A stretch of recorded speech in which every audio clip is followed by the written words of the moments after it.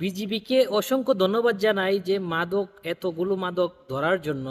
ভিডিওটা আপনারা সবাই দেখেন, পরে বলছি।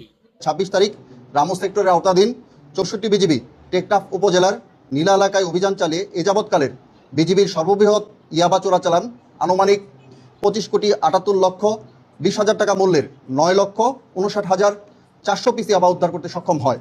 আনুমানিক 2 সপ্তাহ পূর্বে গোপন সংবাদের ভিত্তিতে জানতে পারি নীলা এলাকায় একটি বড় ইয়াবার চালান বাংলাদেশে অনুপ্রবেশের চেষ্টা করছে।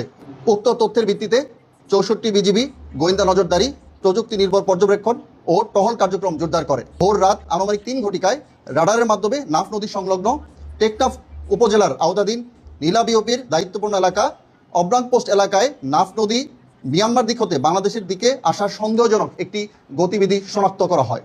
পরবর্তীতে